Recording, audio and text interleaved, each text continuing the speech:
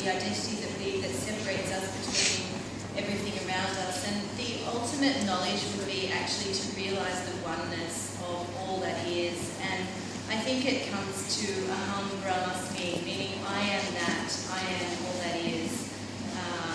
In my opinion, that is the internal self-realisation, that is the knowledge that we exist in oneness, the divine, all of us, all of humanity, all of creation. So that's what I would say is the key point of the knowledge. And I just feel I can't argue with you, I'm sure, but you're talking about, no, I'm certainly not qualified, but it's interesting because you were talking about the faith as being very objective, but I'm thinking in the Interfaith, because it's so pluralistic and we have so many different lineages and pathways, that it does become quite subjective, and it does become to the person's own self-experience and how they relate to the divine and what their process is that is valid and valuable. And I think that's what makes Hinduism so tolerant and so open to other faiths and other perspectives, that we can speak from our personal experience and we're not just locked into one way of being. There's many paths.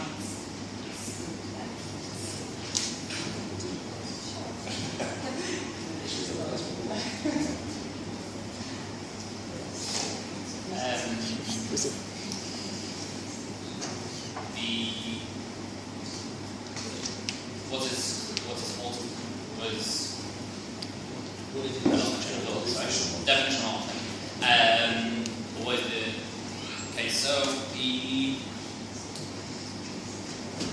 trying to sum up. In Jewish mysticism, there is a idea that, again, we're talking about mysticism, not necessarily something that everyone can understand on a simple level. But Jewish mysticism explains that we're not actually here. In physicality, in physical presence, we do not exist. In essence, what we all are is godliness. And if we were, so to speak, from an objective point of view, look down upon us, remove yourself from your body and look down from God's point of view, we will not be here. Because we're all God. We're all one essence of God. However, we live in a physical world, therefore that doesn't make any sense.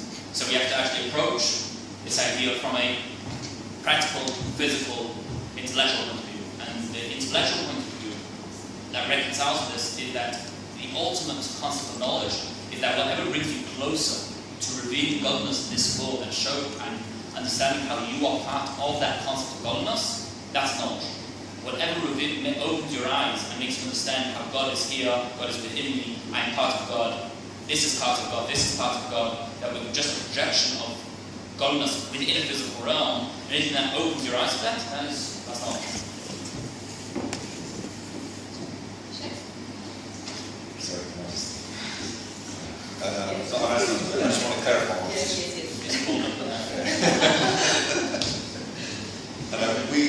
We can speak also about personal connection. This is just a clarification. We can speak about personal relationship with God. What I meant was the source is objective. Like morality, for example, there are no moral principles that are objective. Otherwise, if there's no God, all right, people say there's no God, then morality becomes subjective. Therefore, murder is in the past. Well, who's to say that what they're articulating is not moral? And we know that's not the case. So this is what we're saying is the source is objective because it comes from Him. And that's what we're saying, but that's different to sort of the relationship. That's sort of what I meant. I can speak to it from a very personal. We all have a personal connection with God, and my personal connection is going to be different to your personal connection to His and to every one of us here. So that's what I meant by that. Not that there can be no personal connection. Definitely there is, based on experience. Also, what you said, I think you were quoting the verse in the Quran, I'm not sure.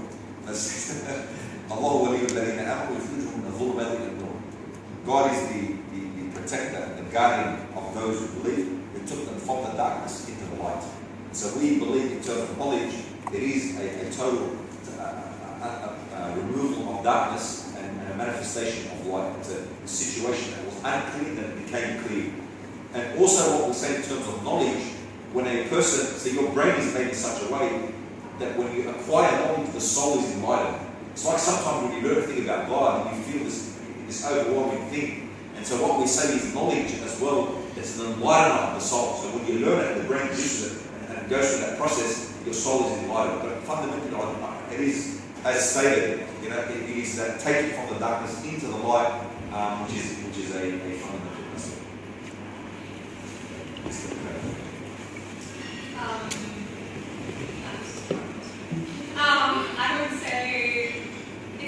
I would say that maybe knowledge can be seen as an understanding of concepts that have to do with our existence.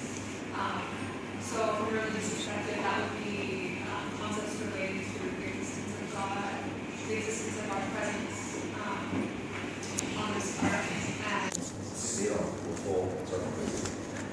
But we believe that knowledge, the essence of God, is unknowable. You can't know his essence, but what you can know is his attributes. So therefore, we believe that on the day of judgment, we will see God. But you won't know what he is. Just like you can look at the sun, but you won't know what it's comprised of. But it's an actual sight. But you know what? You don't know what the composition of the sun is. So in the like fashion, you won't know his essence, but you'll know the attributes and names. And in terms of knowledge, in terms of from a human perspective, your knowledge differs to God's knowledge. So you only know things that are knowable and which he's allowed you to know. But your knowledge differs from his knowledge in that his knowledge is not acquired after ignorance, whereas your knowledge is acquired after ignorance. So you didn't know, then you know, and your knowledge will be prone to loss in the future. Whereas with God, his knowledge was not acquired after ignorance and will never be subject to loss or prone to loss in the future.